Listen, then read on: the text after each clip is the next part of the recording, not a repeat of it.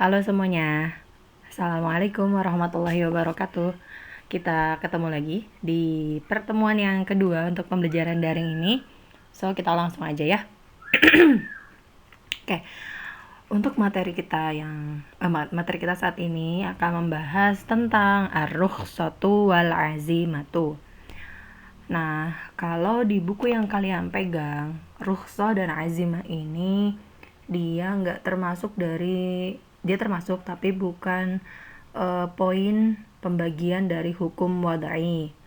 Jadi sebenarnya para ulama usul fikih itu berbeda pendapat menempatkan apakah rukhsah dan azimah ini masuk ke dalam hukum wadai atau tadi seperti yang ada di buku kalian, dia itu masuknya ke dalam istilah-istilah yang saling menyerupai satu sama lain.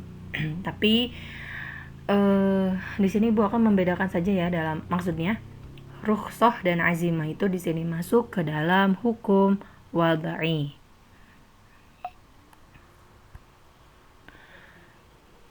Nah, apa sih pengertian kita masuk ke pengertian azimah dulu ya. Al-azimatu hiya al-hukmu al-waridu ala fi'lin ghairu. Di sini Ibu kurang matik kalau kalian perhatikan. Oke, sebelumnya silahkan dibuka halaman 57. Oke, pengertian al-azimah hiya al-hukmu al-waridu ala fi'lin ghairu manzurin fihi lil uzr. Kalau di sini li ajli uzr. Mohon maaf ya, ini belum Ibu edit slide yang kedua. Kalian bisa lihat di buku. Jadi pengertian azimah itu adalah hukum atau ketetapan hukum atas suatu perbuatan tanpa melihat kepada uzurnya, tanpa melihat kepada alasannya. Jadi azimah hukum yang datang atau hukum yang ditetapkan atas suatu perbuatan ghairu manzurin tanpa melihat fihi lil uzur kepada uzurnya atau kepada alasannya. Oke, di sini Ibu ambil ada pengertian dari kitab yang lain dan ini menurut Ibu lebih mudah untuk dipahami sebenarnya. Masyuri'a minal ahkami al-kulliyati ibtidaan. Sesuatu yang disyariatkan dari hukum-hukum secara umum ibtidaan sejak awal mulanya, atau terjemahan yang ada di slide, hukum-hukum yang berlaku umum yang disyariatkan sejak semula. Nah, oke. Ya, karena Ibu langsung masuk ke dalam pengertian secara istilah, coba kita bahas secara bahasanya. Kalau secara bahasa, azimah itu artinya apa? Dari kata azam, tekad yang kuat. Nah, itu secara bahasanya. Tadi secara istilahnya sudah kita di awal ya. Jadi azimah ini, dengan kata lain, azimah ini adalah hukum yang berlaku umum buat semua mukallaf, buat kita semua. Dan hukum ini tuh udah ditetapkan dan disyariatkan sejak awal gitu.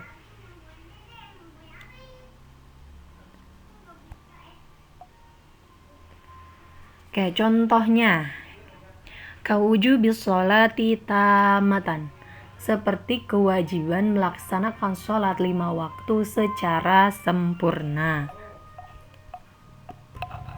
Nah, kewajiban sholat secara sempurna itu kan ditetapkan bagi seluruh mukallaf, bagi semua kita kan. Fil ahwali al-adiyati, di dalam kondisi-kondisi yang seperti biasa. Jadi semua orang, ya kita dalam keadaan yang biasa kan, itu wajib untuk melaksanakan sholat 5 waktu. Kemudian wawujubi siyami Ramadan. Nah, kita juga diwajibkan sejak awal mulanya kan hukum menjalankan puasa Ramadan itu adalah wajib dalam kondisi yang biasa, dalam kondisi kita gitu yang biasanya. Kemudian contoh lainnya wa tahrimi aklil mayyitah,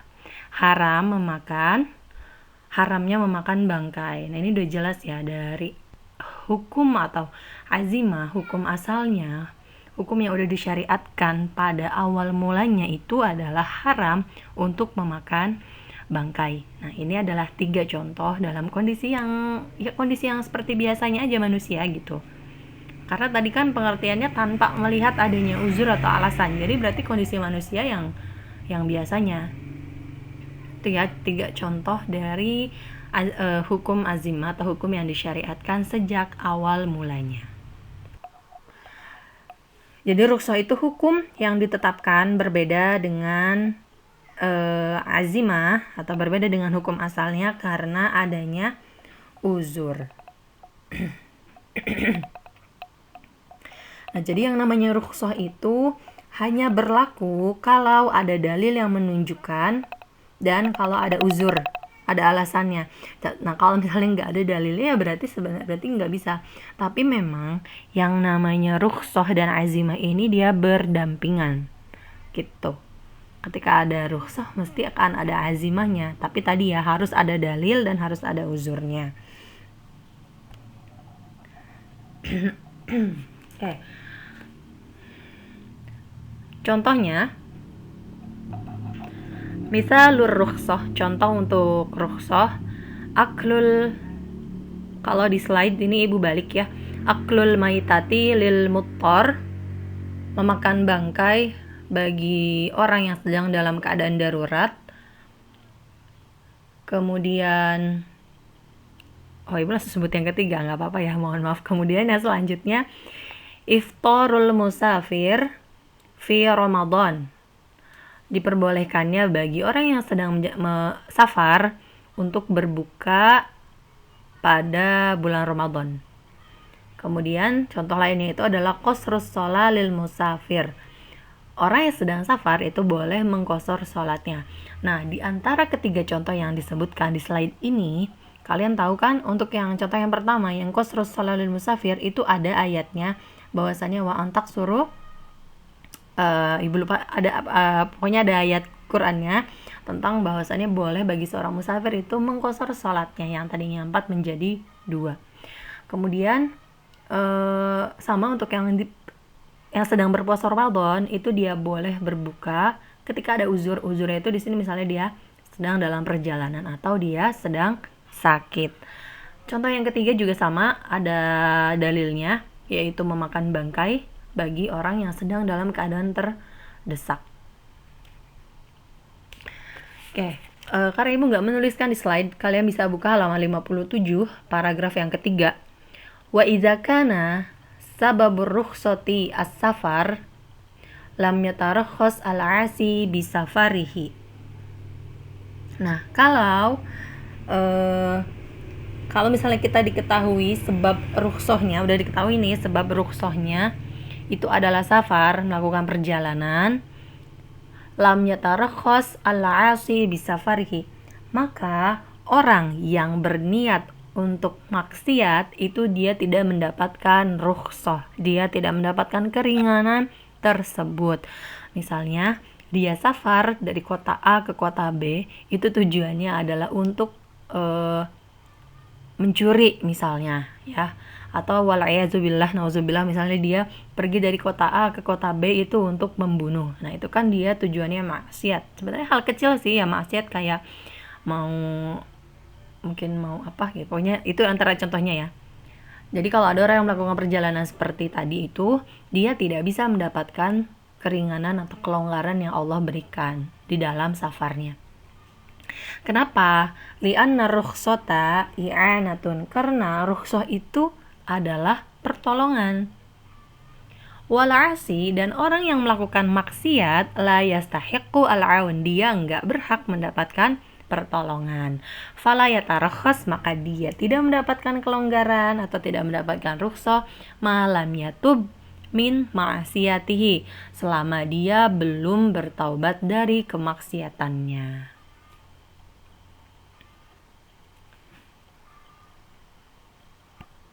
Oke. Nah, rukhsah ini ditetapkan kan tadi karena adanya uzur ya, berlaku dalam 4 hukum syara, 4 bentuk hukum syara. Kalian tahu kan yang namanya hukum syar'i itu kita udah bahas kemarin ya, ada 5, tapi untuk rukhsah ini hanya ada di 4 hukum syara. Yang pertama, ini sepertinya tertutup oleh tanda, jadi yang pertama itu adalah hukum syar'i yang wajib. Rukhsah terhadap yang wajib. Apa contohnya? Contohnya itu ka'aklil maitati lil muttor. Ka'aklil maitati lil muttor. Memakan bangkai bagi orang yang dalam keadaan darurat atau terdesak. Nah, ini wajib menurut jumhur ulama. Rukhsah yang wajib ya. Ya, mungkin contohnya tuh kayak orang yang dia tersesat di dalam hutan, orang yang mungkin suka backpackeran ke hutan dan ternyata dia tersesat. Pada saat itu yang dia temukan misalnya ada bangkai rusa gitu ya. Nah, itu boleh, bahkan rukhsahnya ini menjadi wajib gitu. Karena untuk menjaga jiwanya supaya dia bisa tetap hidup. Kemudian rukhsah yang kedua, rukhsah mustahab.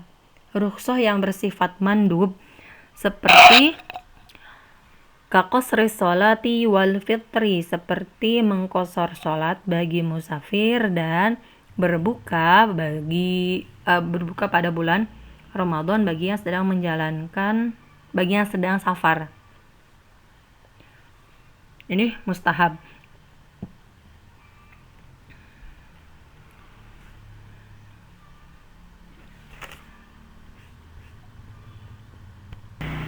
Oke, kemudian rukhsah yang selanjutnya itu adalah rukhsah yang sifatnya mubah.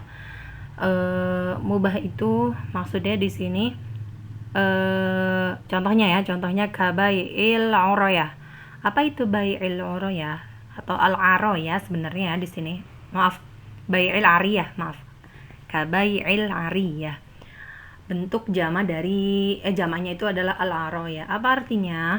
Artinya pohon kurma. Jadi di sini itu jual beli kurma, buah kurma yang masih berada di pohonnya, atau menjual kurma yang masih di pohon itu dibolehkan. Jadi dirukhsahkan, dikasih rukhsah bagi orang-orang yang membutuhkan, yaitu bagi orang-orang yang tidak memiliki uang. Gitu sih, tetap ya harus ada alasannya. Yang namanya rukhsah itu pasti ada uzurnya.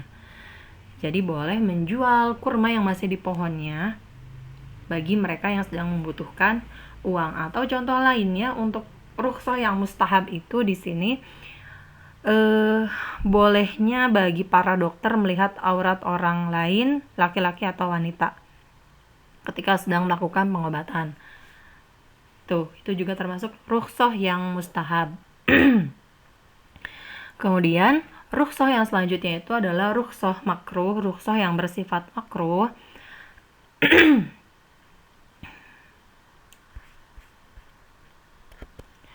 Nah, kemudian yang contoh selanjutnya untuk yang rukhsah bersifat makruh, kal jam'i bainas sholatain 'indal haraj tarkuhu aula. Jadi seperti menjama atau mengumpulkan, menyatukan antara dua waktu sholat ketika dalam keadaan sangat sibuk banget, sampai dia mungkin ya wallahu alam ya, mungkin dia lupa atau bukan lupa, dalam keadaan sibuk banget sehingga udah dijama aja. Ini makruh ya, rukhsah yang bersifat makruh, tarkuhu aula, dan yang lebih utamanya itu adalah meninggalkannya, bukan meninggalkan sholatnya tapi meninggalkan menjama dua sholat pada saat keadaan sibuk. Sebenarnya sholat kan nggak memakan waktu lama gitu secara logikanya.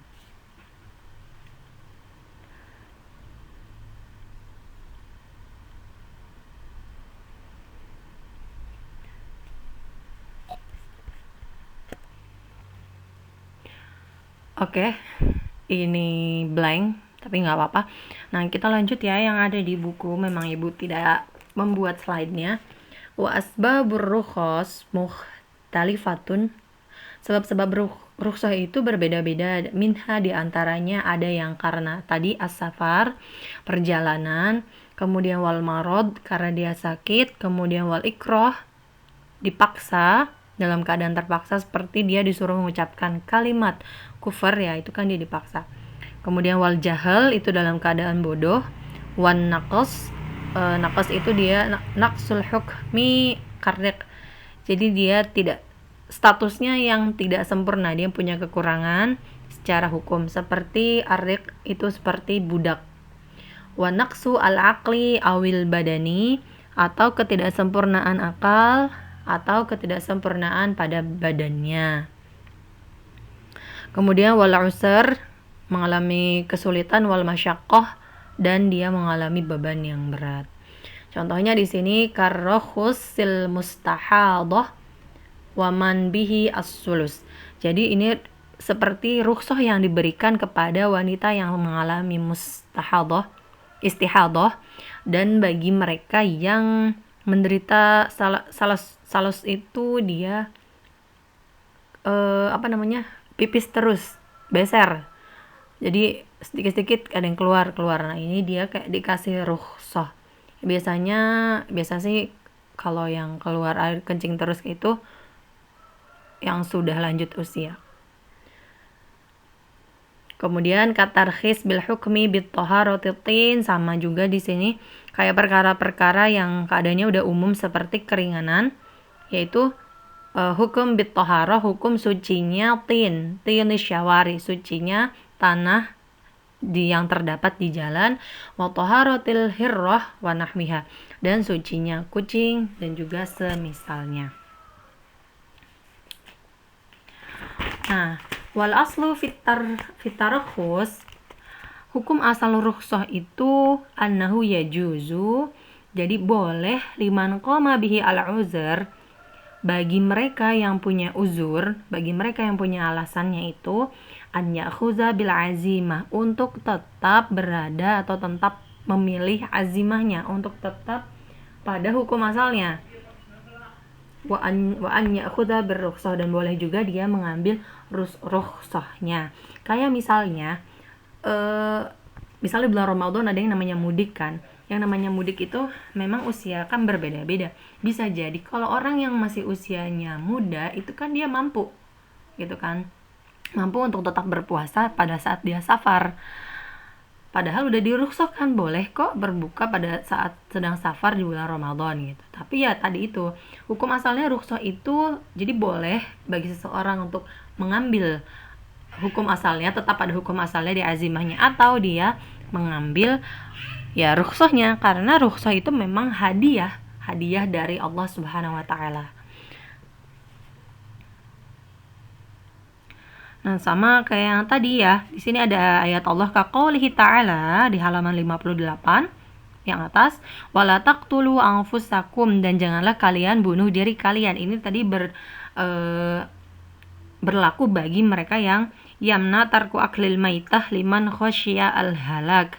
Jadi larangan, ini tuh dalil larangan untuk menahan diri makan bangkai bagi yang ditakutkan mati. Jadi tadi yang sudah ibu jelaskan ya, dia tersesat dan hanya ketemu rusa yang jadi bangkai, ya akhirnya dia hanya makannya itu.